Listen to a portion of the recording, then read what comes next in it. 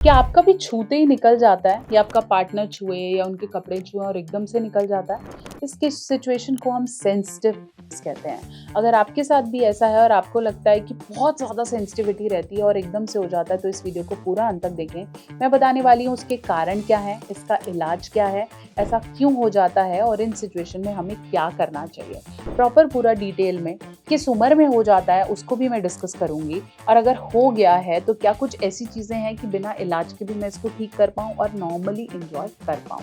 नमस्कार, मैं हूँ डॉक्टर नेहा मेहता। मैं हूँ एक काउंसलर, पिछले 15 सालों से प्रैक्टिस कर रही हूँ और अपनी हर वीडियो के माध्यम से सबसे जुड़ी सही जानकारी देने की कोशिश करती हूँ। चैनल पे नए हैं, सब्सक्राइब कर लो, इस वीडियो को पूरा अंत तक देखो और प्लीज़ सबके साथ शेयर ज़रूर करो, क्योंकि ये प्रॉब्लम ऐसी है, लोग बोलेंगे नहीं लेकिन बहुत इम्पैक्ट करती है।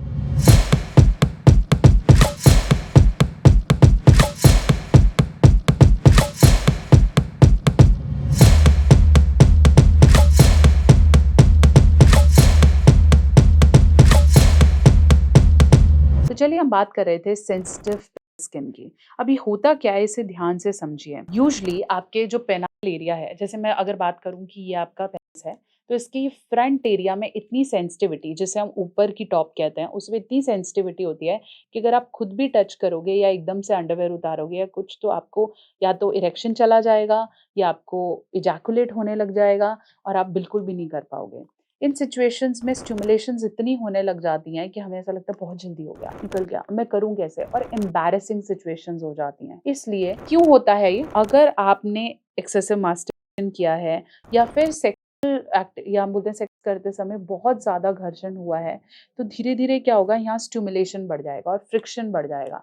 फ्रिक्शन समझते हैं? घर्षण बढ़ जाएगा और उस सिचुएशन में सेंसिटिविटी बढ़ जाती है। हम बोल सकते हैं हाइजीन का ध्यान नहीं रखा है, फंगल ग्रोथ हो गई है या फिर वहाँ पर बहुत ज़्यादा व्हाइट स्मैग्मा जमा हो रहा है, उस सिचुएशन में भी सेंसिटिविटी बढ़ती है। इसके अलावा बहुत बार साइकोलॉजिकल डर बन जाता है, क्योंकि 1-2 बार ऐसा हुआ कि आपने टच किया, किसी ने टच किया और निकल गया, तो अगली बार डर बन जाता है कि शायद मेरा जल्दी ही निकल जाएगा।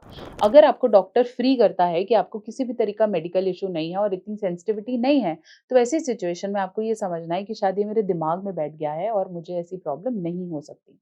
साथ-साथ अगर आपको शुगर का प्रॉब्लम है या थायरॉइड का प्रॉब्लम है, तो भी सेंसिटिविटी फ़ील हो सकती है। शुगर वाले पेशेंट्स में प्रॉब्लम इतनी खराब हो जाती है कि अगर वो थोड़ा-सा भी ज़ोर से या कुछ करने लगते हैं, तो कट लग जाता है या फिर डिस्चार्ज हो जाता है।